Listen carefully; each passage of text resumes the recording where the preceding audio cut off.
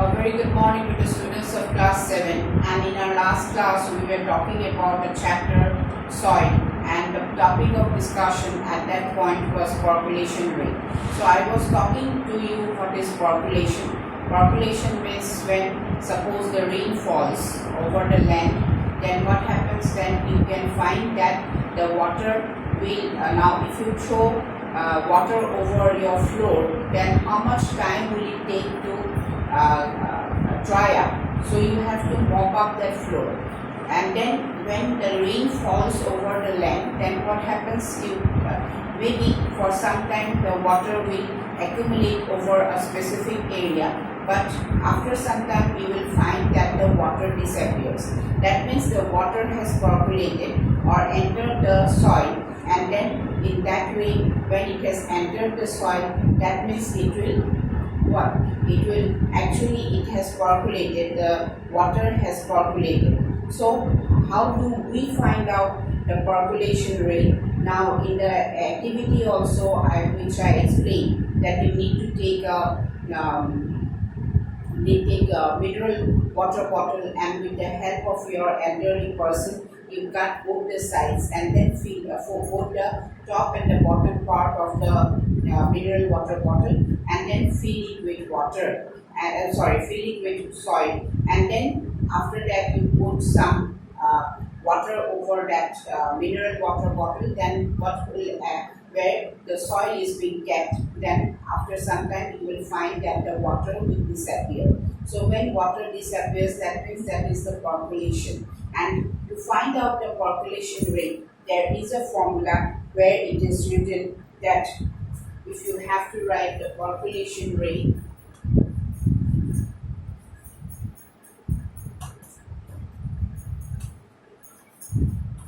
right? The formula for finding out the percolation rate is the amount of water,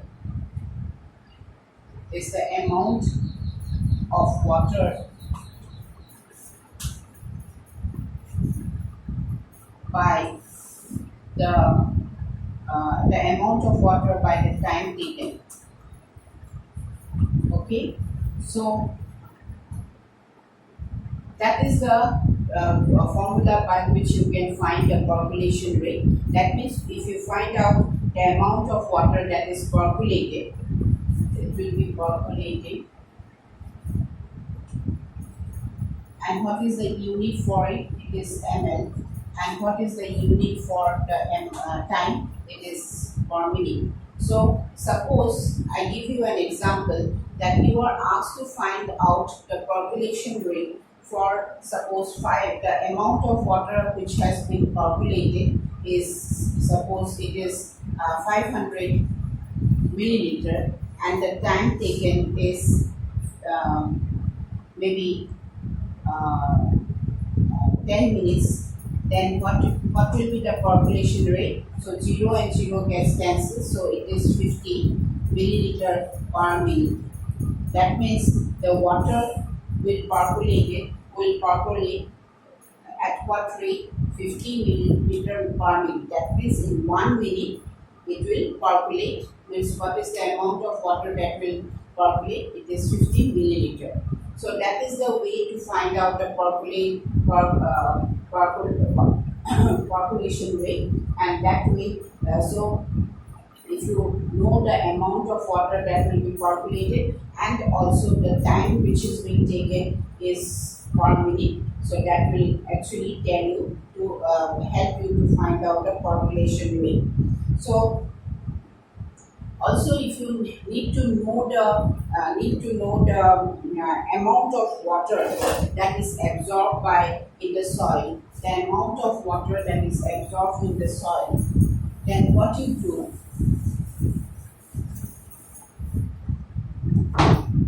it is absorption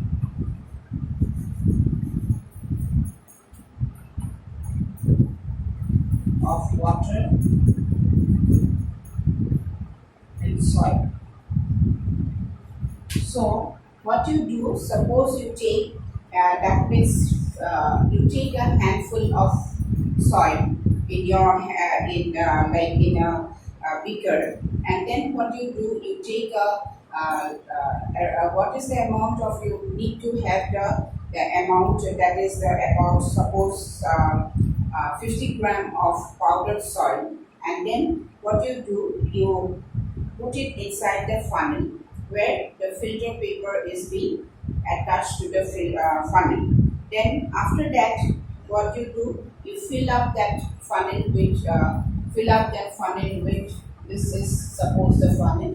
Here you fix the filter paper, and then here what you do, you put the amount of the powdered soil, that is 50 gram, and then what you will get, after that you take 100 ml of water. So when you take 100 ml of water, and then you take you place it over here, place the water over here till it can absorb, right, till the amount it can absorb. And then what you will find, that actually you put the drop of water in the filter paper where the amount of where the powdered soil is placed drop by drop, so that it is evenly distributed.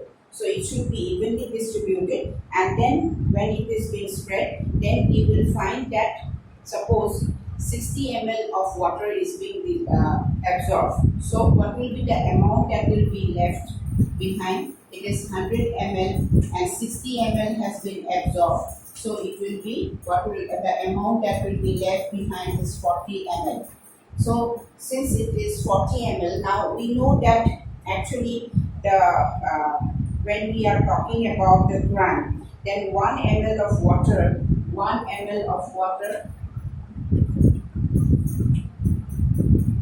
measures 1 gram of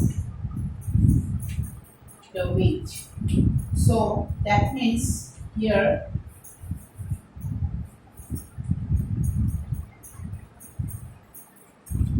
that means 1 ml is equal to 1 gram of water. So when you have to find out the percentage of the absorption of water, that means what happens here is that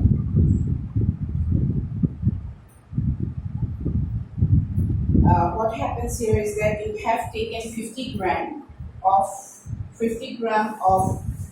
the soil. So 40 gram of water is being left behind, and 50 gram is being the amount of soil is 50 gram. So if you have to find out the percentage, so that will be how much?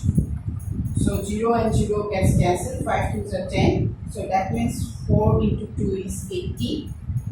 This gram will get cancelled, so it is 80%. That means the rate of absorption of soil is equal to 80%. And this, as you know, that there are different types of crops where the soil, particular soil is favorable to grow a particular type of like crops. Like as you know that the clay soil and the loamy soil will favor the growth of wheat and gram. Then for growing paddy, you need the clay soil, right? You see the paddy field, no? It is covered with clay soil, and then the loamy soil favors the pulses, that is dal and all, and then also the sandy and the loamy soil will favor the growth of the cotton trees, right? And then as we come to the almost the end of the chapter, what is how soil is helpful for us. Now soil as a natural resource, what are the uses of soil for as a natural resource?